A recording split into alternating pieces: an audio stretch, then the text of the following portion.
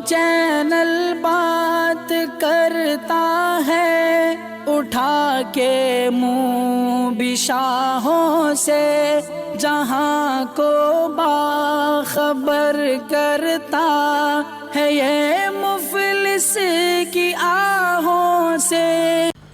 ناظرین گرامی السلام علیکم ورحمۃ اللہ وبرکاتہ۔ سیدھی بات کے تازہ ترین خبروں میں آپ لوگوں کا استقبال ہے۔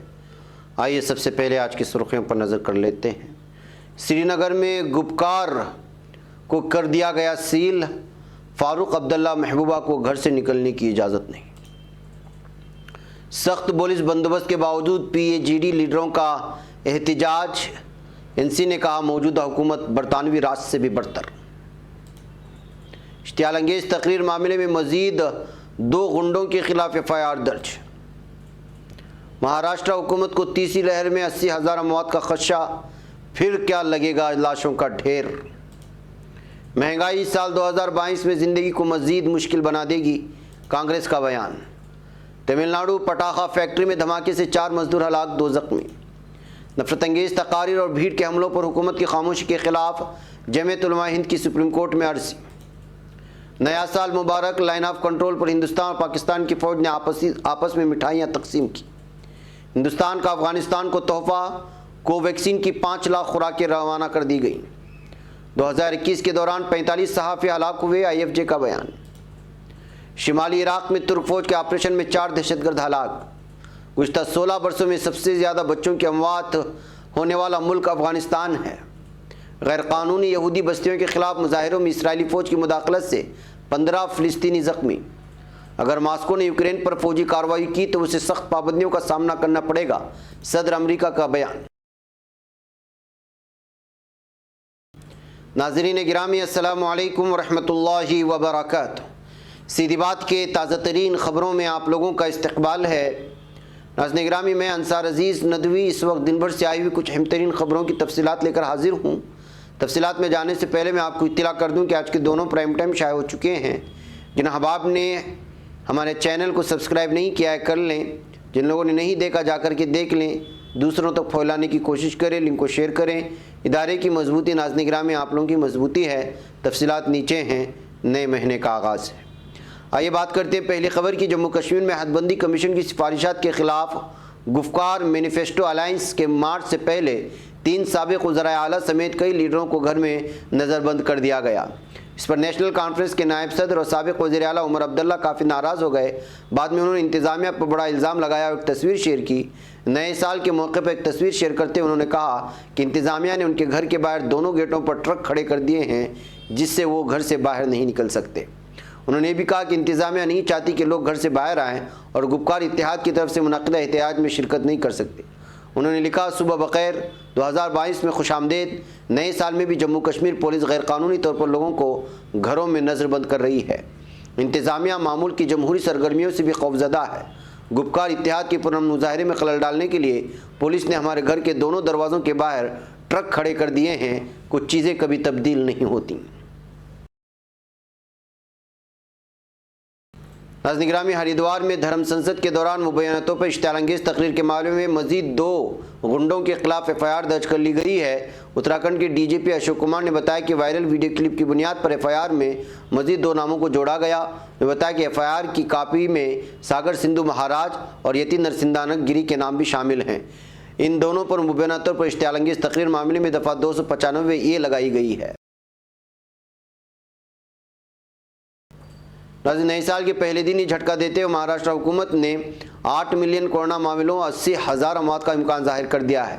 ایسا اس لیے کیونکہ ریاست میں تیسری لہر واضح طور سے سیٹ ہے۔ Additional chief secretary doctor Pradeep Vyas نے جمعہ کی دیر شب سبھی ضلع کلکٹرز اور طبی افسران کو لکھے خط میں کہا کہ تیسری لہر میں کووڈ انفیکشن کی تعداد بہت بڑی ہونے جا رہی ہے۔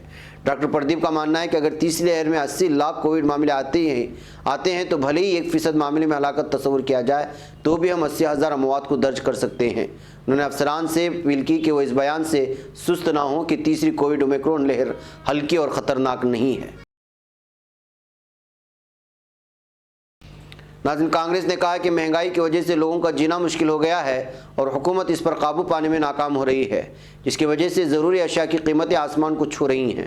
کانگریس کے میڈیا شعبے کے سربراہ رندیپ سنگھ سرجیوالا نے ہفتے کو یہاں پریس کانفرنس میں بتایا کہ مہنگائی نے عام آدمی کا جینا مشکل کر دیا۔ انہوں نے کہا کہ نومبر 2021 میں ہول سیل پرائس انڈیکس 14.3% رہا، جو کہ گزشتہ 10 برسوں میں سب سے زیادہ ہے۔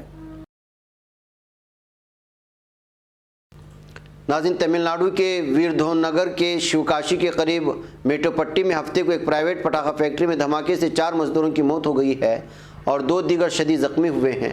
پولیس نے بتایا کہ صبح RKVM پٹاخہ فیکٹری میں آگ لگ گئی، جس کی وجہ سے سلسلہ وار دھماکے ہوئے۔ اس حادثے کی وجہ سے کم از کم 7 گودام اور شیڈ گر گئے۔ ان گوداموں میں پٹاخوں انتہائی آتش گیر کیمیکلز کا بڑا ذخیرہ تھا۔ ابتدائی تحقیقات سے معلوم ہوا ہے کہ دھماکہ کیمیائی مادے میں رگڑ کے باعث ہوا ہے۔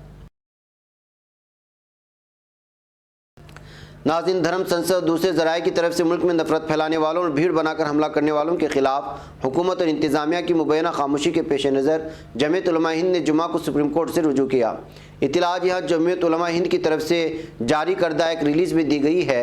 ریلیز کے مطابق اس سلسلے میں جمعیت علماء ہند کے قومی صدر مولانا محمود مدنی نے دائر کردہ اپنے عرضی میں سپریم کورٹ سے 3 اہم مطالبات کیے۔ عرضی میں تحسین پوناوالا کیس 2018 سے متعلق سپریم کورٹ کے فیصلے کا حوالہ دیتے ہوئے درخواست کی گئی ہے کہ عدالت عظمیٰ حکومت سے ہیٹ اسپیچ کے سلسلے میں اب تک کی گئی کارروائیوں پر رپورٹ طلب کرے، بالخصوص پیغمبر اسلام محمد صلی اللہ علیہ وسلم کی ذات اقدس کو نشانہ بنانے والوں کے خلاف کیا کارروائی کی گئی، اور ملک میں ہیٹ کرائم کی شکایت مرتب کرنے کے لیے ایک آزاد کمیٹی تشکیل دی جائے۔ ہیٹ کرائم کے خلاف قانونی کارروائی انکوائری کورٹ کی نگرانی میں کرائی جائے۔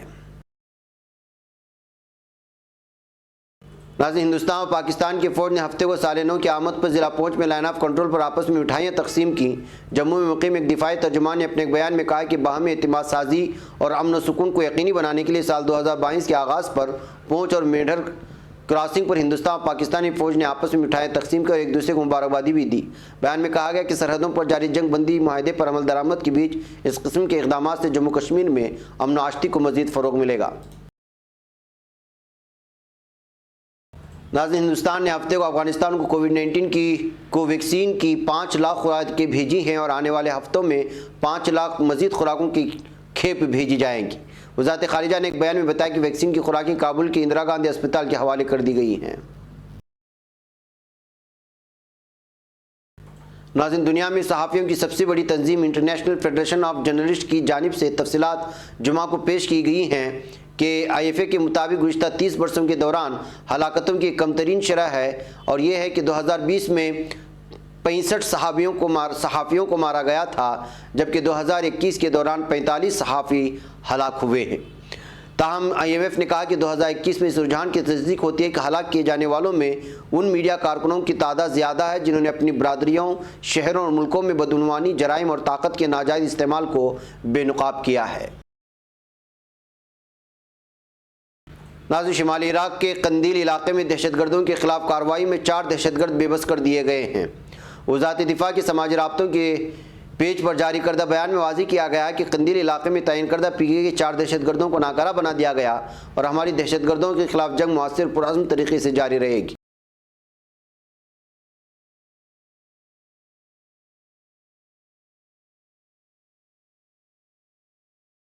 ناظرین، افغانستان 2005 کے بعد سے دنیا میں سب سے زیادہ بچوں کی اموات ہونے والے ممالک میں سر فہرست ہے۔ اقوام متحدہ کے امدادی فنڈ برائے اطفال کی جانب سے دیے گئے بیان کے مطابق افغانستان میں گزشتہ 16 برسوں میں تشدد کے باعث جان کی بازی ہارنے والے اور زخمی ہونے والے بچوں کی تعداد 28,500 تھی، جو کہ دنیا میں بچوں کی اموات کا 27% بنتی ہے۔ اس طرح افغانستان 2005 کے بعد سب سے زیادہ بچوں کی اموات والا ملک بن گیا۔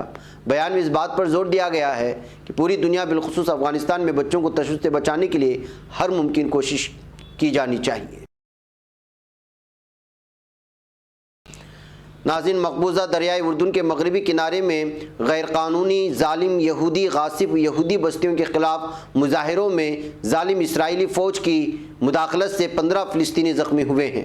مغربی کنارے کی مختلف علاقوں میں یہودی بستیوں کے خلاف مظاہرے کیے گئے۔ ظالم دہشت گرد اسرائیلی فوجیوں نے براہ راست اور ربڑ کی گولیوں اور آنسو گیس کے دستی بموں کا استعمال کرتے ہوئے فلسطینیوں کے خلاف ظلم و تشدد اپنایا۔ نابلس شہر کے جنوب میں واقع بیتا قصبے میں جھڑپوں کے دوران 9 فلسطینی زخمی ہوئے، جن میں سے 2 کو اصلی گولیاں لگی۔ آنسو گیس سے 76 افراد متاثر بھی ہوئے ہیں۔ ناظرین، امریکی صدر جو بائیڈن نے روسی صدر ولادیمیر پوتن سے فون پر بات کرتے ہوئے کہا ہے کہ اگر ماسکو نے یوکرین پر فوجی کارروائی کی تو اسے سخت پابندیوں کا سامنا کرنا پڑے گا۔ بائیڈن نے سال نو کی تعطیلات کے لیے قیام کردہ جائے پیدائش ویلنگٹن شہر میں اخباری نمائندوں کو ایجنڈے کے حوالے سے بیانات دیے۔ انہوں نے گزشتہ روز پوتن سے ٹیلی فونک بات چیت کے حوالے سے ایک سوال کے جواب میں کہا کہ میں نے روسی صدر سے ٹوک الفاظ میں یوکرین کے معاملے میں پیچھے قدم نہ ہٹانے کی صورت میں ان کے ملک پر بھاری پابندیاں لگانے اور نیٹو کی چھت تلے یورپ میں اپنے وجود کو بڑھانے کا کہہ دیا ہے۔ ناظرین گرامی، یہ تھی کچھ اہم ترین خبریں جو آپ لوگوں کے سامنے پیش کر دی گئی۔ مجھے یہاں پر اجازت دیں، انشاءاللہ پھر آپ لوگوں سے ملاقات ہوگی۔ والسلام علیکم ورحمۃ اللہ وبرکاتہ۔ یہ چینل حق نگر بن کر کچل دیتا ہے فتنوں کو، اگر گندی ہو پالیسی تو مرتے دیکھ کتنوں کو، اسی بازار میں بکتے ہوئے دیکھا ہے سپنوں کو، سبھی یکساں ہے یہ پیغام دو غیروں کو اپنوں کو، وطن اہل